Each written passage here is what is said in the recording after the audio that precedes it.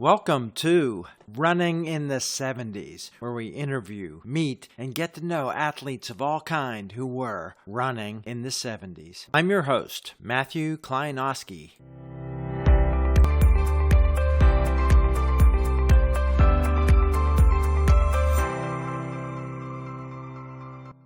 Today on the podcast, we are in Florida. We're with a high school champion, all-state, college, All-American Cross Country, track runner, later triathlete, many other things. Welcome on the podcast today, Andy Pheiff. Pfeiffer, hi, welcome today. Hi, Matt. Let's talk about the facts first before we get into some philosophy of competition.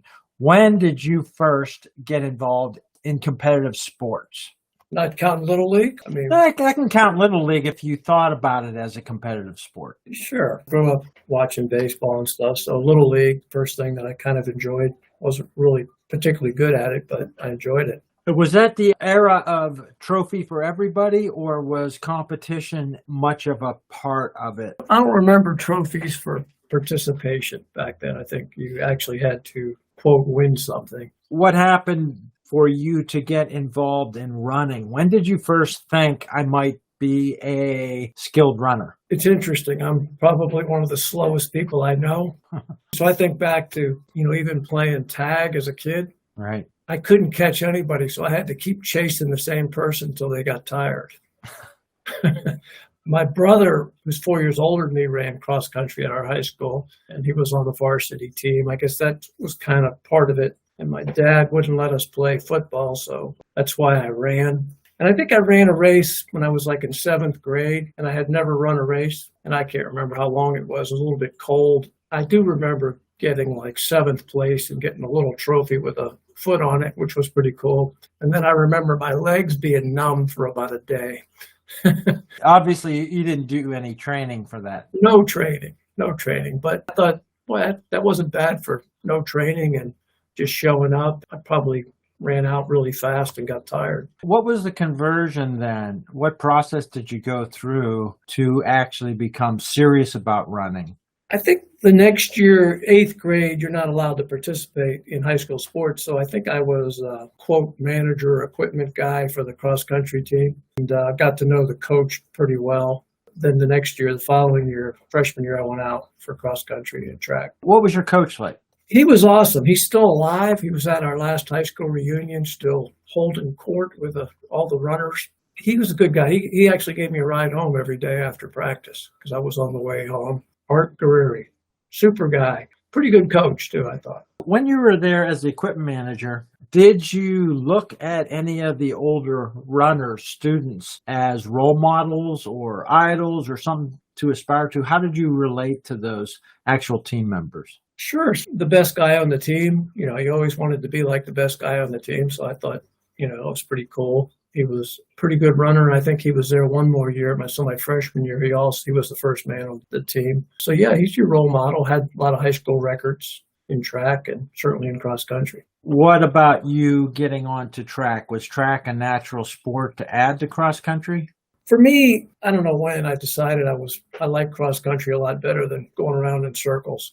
I certainly had an affinity for the mile. I loved the mile. I thought that was the glamour event that, the Jim Ryans were right before our time. And that was pretty cool. It's good in the mile in high school, but certainly not fast enough to be good at it in college. Let's talk about your accomplishments in high school and the environment. What did you know about running? What did your coach know about coaching? And what equipment and facilities were you at that point? In Eastern Pennsylvania. Eastern Pennsylvania. We had a track that wasn't an oval, so it was kind of went out and back and around. It was cinder track, obviously. So we trained in Converse pushers, just a flat shoe. At some point, we got spikes, I guess. I don't remember exactly when because the school didn't really supply anything. You had to buy your own equipment. How'd you do, and how was your goal setting and aspirations forming? I'm big on role models, so whether it was the best guy on our team or the best guys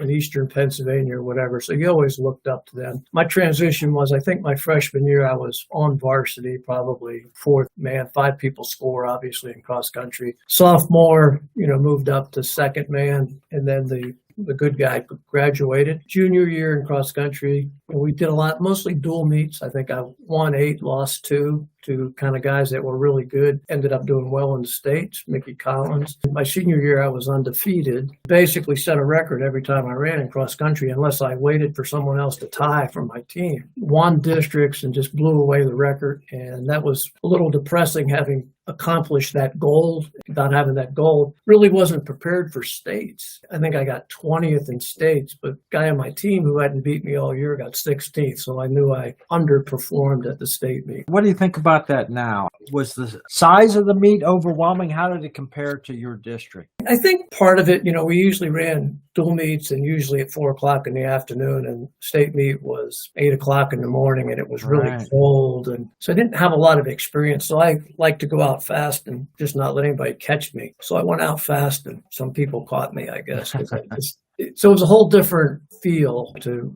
having that many people pass me after not for so long. 20th is all state in Pennsylvania, but you look at it now as a bit of a disappointment. How'd you feel then? Do you remember? I really don't. I guess I felt kind of strange that a guy on my team beat me. Hadn't beat me all year, because even at district meet, I probably beat him by 15 seconds, which is a long way in a 2.5 mile race. I'm sure I was disappointed. I think I probably got over it quickly, though. I mean, didn't really give it much thought, and looking forward to the track season. Different coach or same coach of the track team? Same coach the whole time. Your coach then, distance runner coach for cross country. How many coaches were on your track team? Did you have him dedicated for distance running? No, he was the head track coach, and he worked with the runners, and I think they had a field coach that helped, with the field events. Now you're on the track. You love the mile. It is the glamour event. Did you have competition within your team on that event? No. How did you get yourself up for every race? Undefeated, and then a little bit of a disappointment to state meet. In track, did you expect to win every mile, or was that something you weren't quite as dominant in? I think I won every mile. The memory's a little hazy there, but I expected to win every mile. Back then, they just had started the 2 mile, and if you ran the 2 mile, you couldn't run anything else. So I basically ran the mile and the half mile, and if they needed someone to fill out the mile relay team, I filled that out. And then final accomplishments at high school. How far did you progress? Won the district meet. I went up to the 2 mile. I think I probably set a district record also. That's about 10 minutes for a 2 mile. Went to states. Same thing, a little disappointed. I think I got 7th or 8th, and there's no recognition for 7th or 8th. And it ran under 10 minutes by a bit, but felt like I could have done a lot better than that also. Yeah, that's something we do. Even if you set a PR, sometimes think maybe I could have done better. At that point, lots of success. At what points did you think, I found my sport, forget baseball, forget basketball or anything else, I'm going to be a college athlete in this? At what point was it to be your junior year or before you thought this is something I'll be doing? Probably before. I think early on, I thought this is something I could be good at. You think of making it a career. Back then, there wasn't any money as a career unless you were one of the top guys. Talking about role models, you had all those guys, Prefontaine, Shorter, Marty LaCory, all those great names that we had to look up to after it had been dominated so long by the Europeans. I thought I could make a career out of it, not only in college, but going forward. Yeah, okay. Those early 70s and early mid-70s, there was a lot going on socially. Culture was maybe a strong inflection point, and running was coming into its own. Do you recall the recognition? What was your local press or the school paying attention to your accomplishments? Yeah, I mean, they did, and which was interesting because the glamour sports, we had some good athletes, really dominated Eastern Pennsylvania, probably not considering Philadelphia area, but dominated Eastern Pennsylvania with wherever we went. So got good press in the local newspapers. The school made a pretty big deal of it. I remember my high school coach saying, if you can win the 2 mile at states, you have a chance for athlete of the year or something like that. Get good recognition. It was interesting.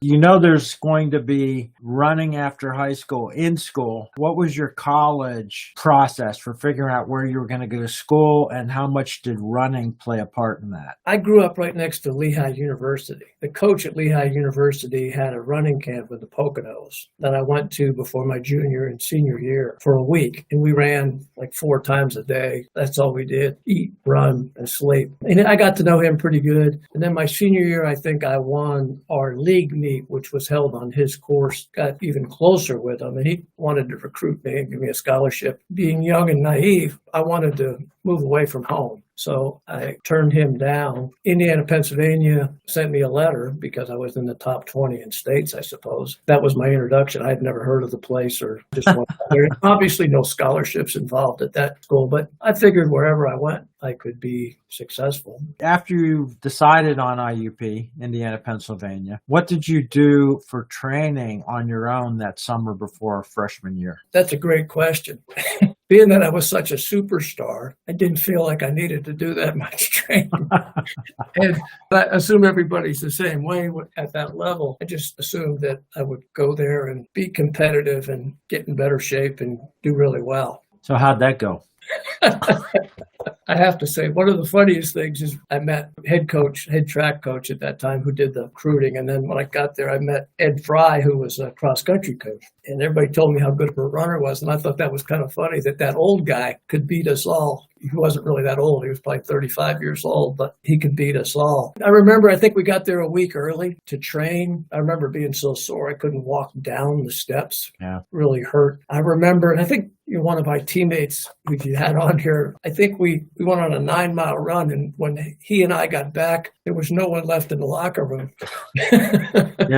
Dick Wolf? Dick Wolf, yeah. Yeah. I mean, then I got hurt my knee. Back then we didn't have orthopedic doctors. We just iced, and it really hurt for a while. And I really didn't know what it was, and I had to stop running. So I didn't really run my freshman year, either cross country or track. You've got a long range vision that running is part of your future. How did you adjust to that? Both of those things. Sometimes when bad things happen, they turn out to be good things. Mm-hmm. So I just kind of lost my way because running was always kind of my true north, the thing that helped me be disciplined. I never viewed it as work or anything like that. It was always just something I loved to do. What happened by maybe luck, maybe not luck. My sophomore year, I go back and I'm assigned a roommate, Jim Wooding. Right. And I don't know if that was a setup by the coach or what. I still wasn't running. And Jim talked me into running the intramural cross country meet. I think Vince Seltnick, the soccer coach, won it, but I think I got 3rd or 4th, won a pumpkin pie, which was very exciting. That started me back on running, where I had to start over. My knee healed itself, and I guess everything was good from there. Then how long did it take you? So you still had a full 4 years of competition. So the next year was your redshirt freshman year, effectively. And how much did your teammates affect your motivation in terms of competition and in terms of support? Although they were good friends that we like to hang out with and do stuff, I don't feel like I got running support. I mean, I was starting at the bottom, so it was my junior year in cross country, and there were certainly 10 or 15 guys better than me and trying to get in shape again. And that year was working as hard as I could, and I don't think I ever even made the top 7 that year. But what was different about your summer, though, compared to after your freshman year, having seen the competition level of college? So I still didn't do much in the summer. After my junior year, so before my first senior year and my second senior year, if you will, started to do more training. And before my last year, I took it very seriously and ran all summer. I ran with a couple of kids from our high school that were 4 years younger than me, and we just dominated Eastern Pennsylvania. We'd run over 100 miles a week. We would go to meets in East Stroudsburg and local municipal meets, and we'd never lose. We'd run 10 miles in the morning, and then we'd go run a race in the afternoon, and it was like magical. These are summer races, so were they track or road? East Stroudsburg was track, but a lot of them were public golf courses or something like that, municipal meets, if you will. Did that summer, you think, make the difference where it really changed your level of competitiveness? I think so. I think my first senior year, I a little hazy on the win. I think we got 4th in NAIA Cross Country in Parkside, Wisconsin, which was All-American designation. I think that was one where there was only 15 seconds between the first and the fifth guy, and I think I was the fifth guy on the team. It was pretty cool. Everybody ran well. And to get that designation, it's the first time a cross-country team got it. It was pretty neat. Okay, when you got 5 people that close together, you're not going to always finish in the same order. How variable was it throughout the year of where you were in the pack? I don't remember my junior year, but I assume I was kind of the fifth man, sixth man. And even my senior year, I got sick twice during the cross-country season, once early and once right before nationals. And I think that really hurt what I could have done because I started out the year in a tear. I think one time I was first man on the team, Penn, Ohio meet, which was pretty cool because it was a school record for the course that never was broken because course was changed. I don't know what happened that day, but it was a magical day to run like that. Who were the people from outside of Indiana? Who were the superstars? You know, for some reason, I didn't look at it like that. In high school, I knew all those guys. In college, I think because of where I was on the team, I was just trying to do the best I could relative to the team, trying to be second man or third man or first man, whatever the case may be. So I just show up at a meeting. That's what I will do. Edinburgh, my freshman year when I didn't run, they had a team, Jeff Foster, Kevin Foley, Henry Winger. I mean, that team was all world. Yeah. We couldn't compete against them on our best day, for sure. But I don't think they lasted long. They all kind of went different directions. What do you remember then? You've got 1 or 2 times you were the first across the line. You're part of the pack. How did you assess how you were doing throughout the year then? Were you measuring it on team success at that point? Was that the best barometer you had? Both. I mean, it was neat that we won the state meet. Have great memories of that. It was both. I remember the first cross-country meet, I think I was second or third man, and I really had high expectations after the training I had. And then I got sick, and then I fell back a little bit, and then came back, and then it was a process. Get the track in a bit next, but did you have much opportunity to do indoor track across those years? Very little. And I kind of liked indoor track. I remember it kind of hurt my lungs running inside for some reason, but I don't think I had a lot of success on indoor tracks. The track meet, you have the affinity for the mile. What events did you go with, try, and then ultimately succeed in on the track? I'm not sure I succeeded in anything.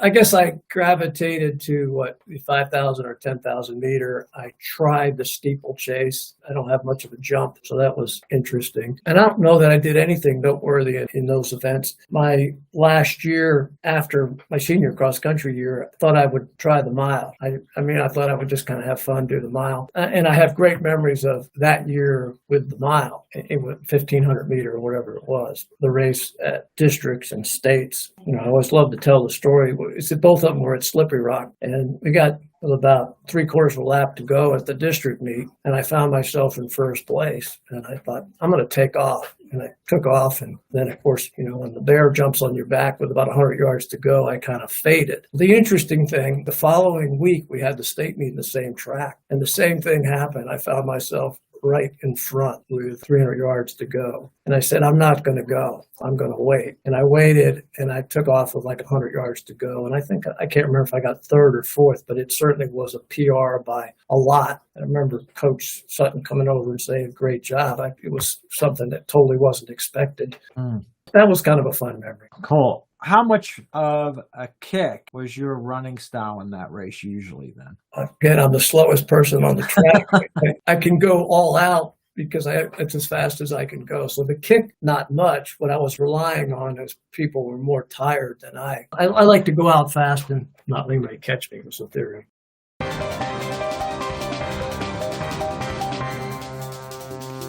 Let's talk about the coaches. Ed Fry, you had Ed Fry for all these years and all these seasons being part of your coaching. What do you have to say about Ed? Ed Fry's no longer with us, but he was such a big figure in IUP and a lot of people's lives. What impact did he have on you? You know, I loved Ed. You know, I think the first couple of years I didn't really have much of a relationship with him, but I got to know him and love him. I mean, the way he cared and the energy he put into it, his sense of humor was incredible. Taking trips to national meets with Ed driving the vans, super guy, incredible. What was your view of incoming freshmen? Did you look at incoming people as someone you could mentor or friend, or how do you view new arrivals once you were not the new guy? That's a great question too, because they all come in, the same expectations, and some of them were very good, and some of them weren't. I don't know. I don't remember friending them at first, or mentoring them. I do remember a fellow named Jeff Tomachek. He was only there for one semester. Incredible talent. I got to spend a couple nights in hotels rooms with him at national meets. Tried to help him. He didn't stay at school. Let's talk about school. How did you manage two-sport athlete and the academics? When I wasn't running my first year and a half, I kind of lost my way. So when I had running, I could put everything together in a disciplined way. Not like I was an A student, but I felt like I was a B student, blessed with a very good memory. So yeah, I could memorize stuff. And that's a lot of what we did in college was memorize stuff and pass tests. I'm not sure I put a lot into it. Might sound kind of weird, but my priority was always running ahead of school. I figured when I graduated, everything would work out and take care of itself based upon, effort and whatever.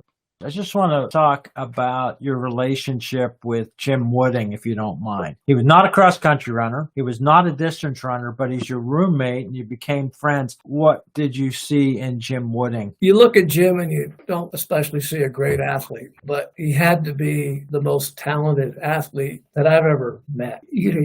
Obviously an Olympian in the decathlon, and I think he missed the decathlon one year because we boycotted the previous Olympics. I'm not sure if he didn't have a chance at that one. The 1980 games, when we boycotted the Russia games, that could have been him, but he went in 84. That could have been him.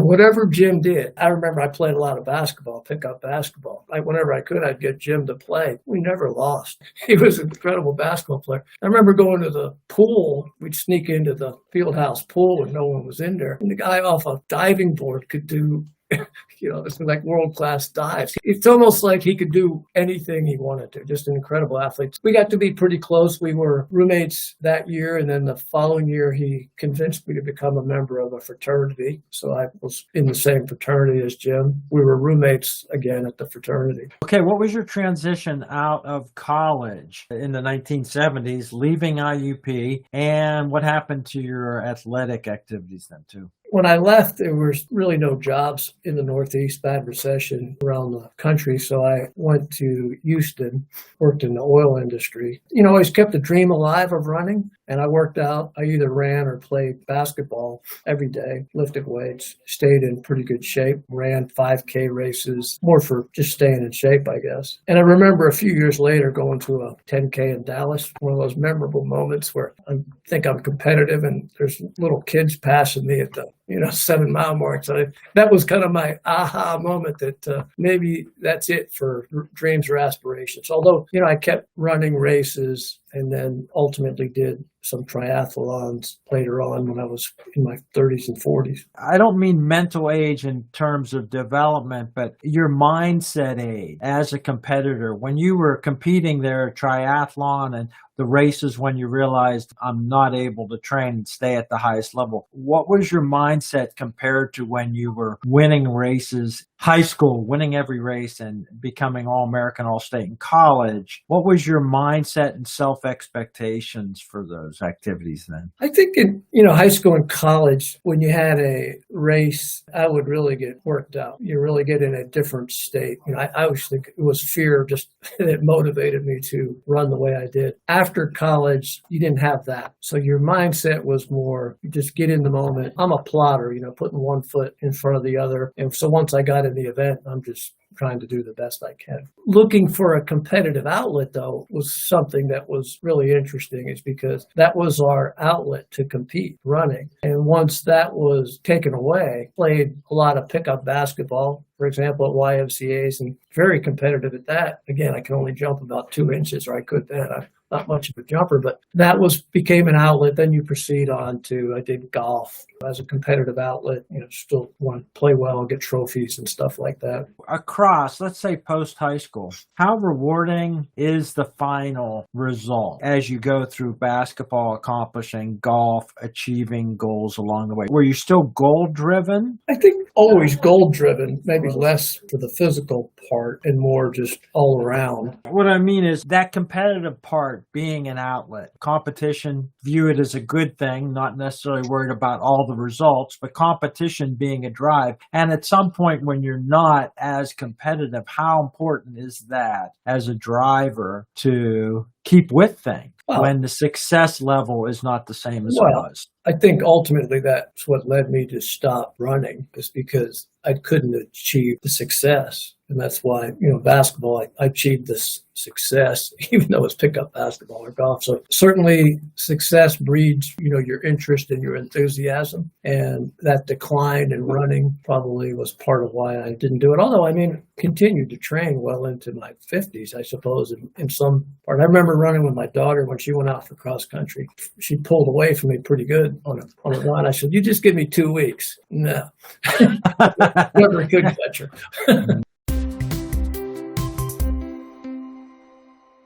Let's talk about your role running with your daughter. How much of a coach were you of her in her athletic activities? I really wasn't much of a coach. I just tried to be, support, because she pitched in softball. So, I practiced a lot with her with softball. Running, I think she might have gone out and done it just for fun, to be in shape and the camaraderie. They had a massive girls team where she went to high school. So I didn't really give her a lot of guidance. She just did her thing. That was a couple decades later, a different part of the country. But how do you think the sport changed from when you were first starting? What changes apart from better tracks and better shoes do you think happened? It was an inferior sport when we did it, runners, in the 70s. There were no girls' teams running, but it was looked down upon, if you weren't football, baseball, or basketball. I remember the football coach in one of the races, cross-country race that I ran and I won. He stopped the football practice right in the middle of the course and had them all cheer me on. Wow. That was pretty cool, but it was a secondary, non-prestigious sport. And then with the success of American runners in the later 70s, 80s, it became something people wanted to do. It's changed a lot. And,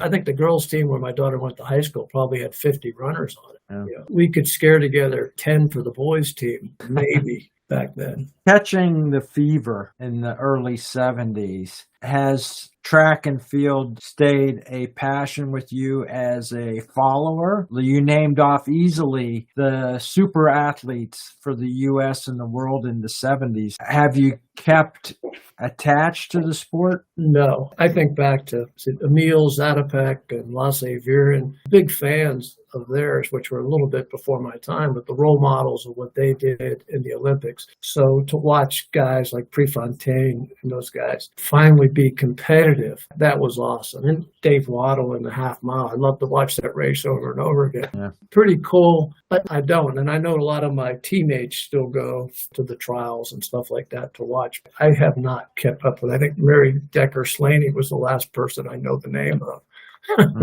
What about your thinking back on it? If you're ever talking to a group or with your golf buddies, shooting the old times, do you talk about the running that you did in the 70s, high school and college career, with anyone ever? Not very much, I suppose. I don't know how you bring it up. I think some of the guys I ran with, in high school, since I still go to high school reunions, so a couple of those guys, certainly a couple have passed on already, but in the two guys I ran with before my senior years that were 4 years younger than me, I keep in contact with them, and they both ended up going to Lehigh because their dads were teachers at Lehigh. We reminisce a little bit, like times we got on our bicycles and drove from Bethlehem, Pennsylvania to Seaside Heights, which was about 100 miles on back roads, and stayed at a hotel in Seaside Heights for a week. They just thought that was so cool.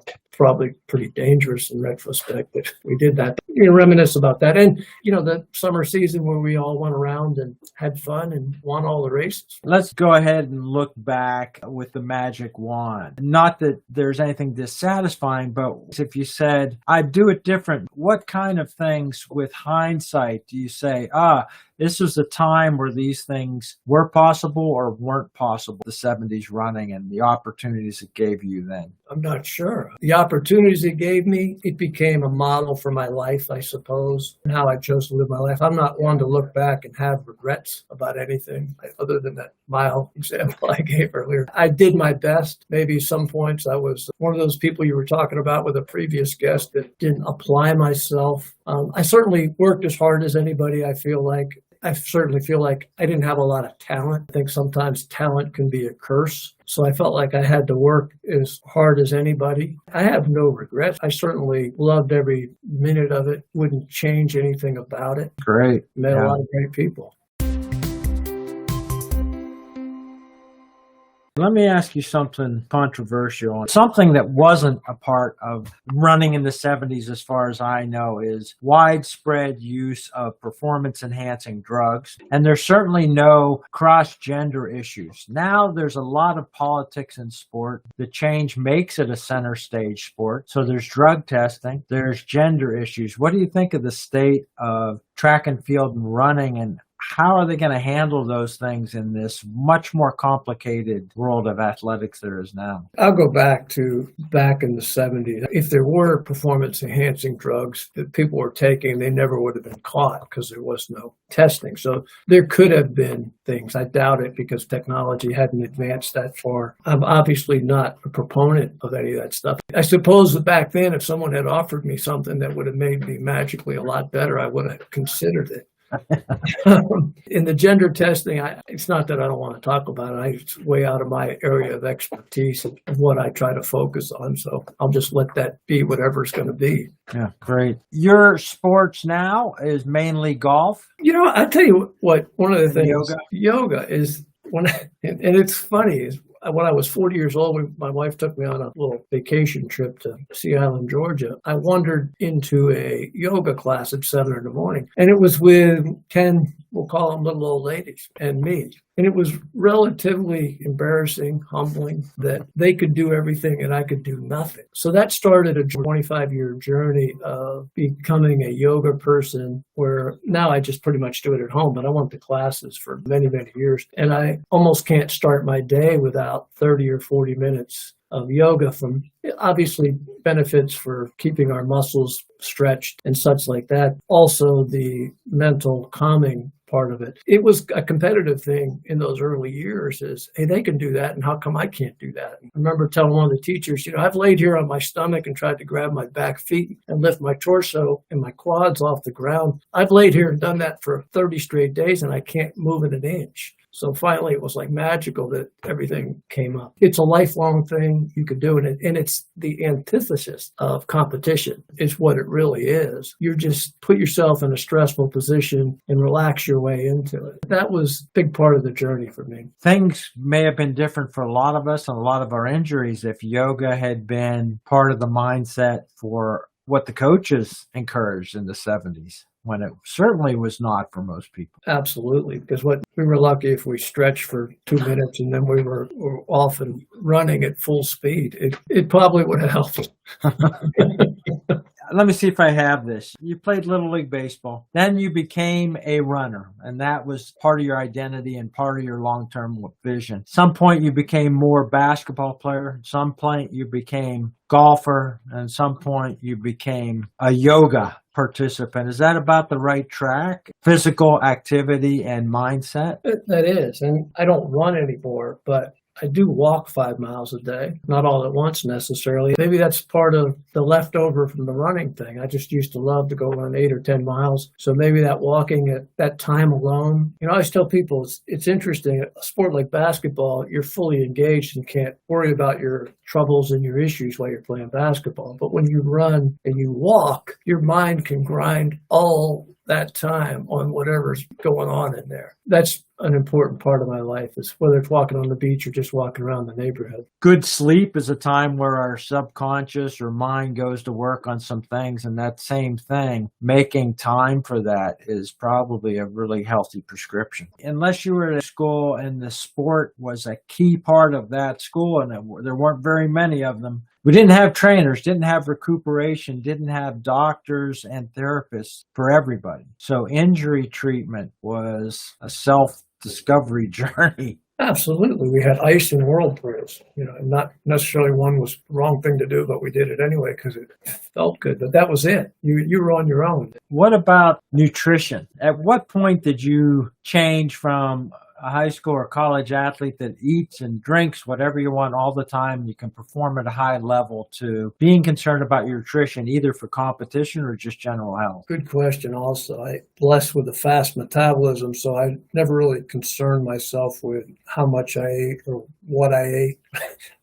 When you get a little bit older, they start to measure certain things like cholesterol or blah, blah, blah. So you get a warning. But back then, we never did any of those things, so nobody knew, right? I'd say relatively recently, the last 10 years, not so much at any of my athletic career did I concern myself with what I ate because I never gained any weight. It wasn't really on the radar. Eat to win was maybe not even in the 70s when it came out. I don't remember that being a thing. Because we were burning so many calories, I think it was just eat as many calories as you could. It's changed a lot back then, carbohydrates. I lived on carbohydrates. I could eat cereal 3 times a day. That'd be fine, or pasta and stuff, and pizza for that matter. That's all we needed. They were the food groups, yeah. That was it. And how do you sleep? I've always been a good sleeper, anytime, anywhere. I mean, I could take a nap. I don't have to take a nap. I really enjoy sleeping. It usually takes me 10 seconds to fall asleep. That's great. What about the toll of running starting 50 years ago? What toll did it take on your body and a lot of our colleagues? There's new hips, there's new knees, there's heart issues and everything. Interestingly enough, I marvel at this. I have no joint pains. So knees, hips, that doesn't make any sense to me. Why I shouldn't for all the years that I did that. The only thing is atrial fibrillation, which started about 5 years ago, probably for me in and out. I attribute that to running, the level of craziness of training that we did from age 13 to, for me with basketball and stuff, to 35 at least. At that level, probably not the greatest thing for your heart. And even basketball players like Larry Bird, Jerry West have had issues with it. Nobody talks about it per se, but it is probably caused from the level that we worked there. And again, I say that with no regrets. I like to say my journey is my journey. You try to figure it out. Even what the doctors tell you, I'm sure there's a lot more to it, trying to understand what you can do about it, the best course of action for you. But everybody deals with their own health issues when we get to be this age. We're at the age where some people have already gone on. Recently, we lost a member of IUP in the 1970s running, went on to run later, certainly with the marathon. Don Friedline. What do you remember about Donnie Friedline? Great athlete, and I have to say, even a better person. Bigger than life person, his sense of humor, his dedication to running, his dedication to his studies. I always tell the story. We were supposed to go on a trip to Florida one Christmas, and the night before, I called him up and said, "You ready?" He said, "I'm not going." So we didn't get to do that trip. But if I remember correctly, we did a nice wildwood trip right before school started one year with some pretty fantastic memories with Bushy. Just great guy. And I talked to him recently. I gave him a call because he worked in the same industry I did. I even emailed people after he passed away. And I told the story. I used to run with him, and they said he was a character and everybody loved him. Yeah. What did your teammates think of you? You might have to ask them. I don't know what they thought. I hate to say this because you might have identified me in one of your previous podcasts, those people that partied pretty hard. Couldn't do it the night before a race, which was usually on Saturday. So Saturday night was usually a pretty big night for the partying. I'll tell you one thought that occurred to me, and it's about running. I remember when I won my first race in high school. So it was an away course. I won that race by a lot. And I think back that I won that race many thousands of times in my mind before I actually won that race. And that's the kind of thing it takes, I think, to be successful. At whatever level you're in, you have to put that type of effort into it. I remember many races like that. You had to think about it many times of how it was going to be done and actually get it done. Do you think that was something everybody did? No, I'd say not, but I could be wrong. I never had that discussion with anybody. Did you do it?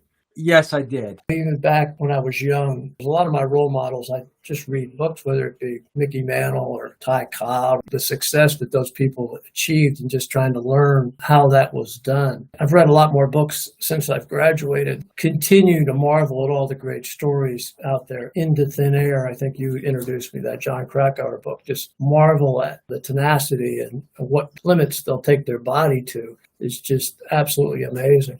This is one of those what ifs. If that injury had been more significant, do you think anything would have changed in your life if running had been taken away from you right away when you got to college there and that had been over? First of all, I'd say that I contemplated dropping out after the first year because that's how much I had lost my way when running was taken away. And again, back then, we think of orthopedic doctors.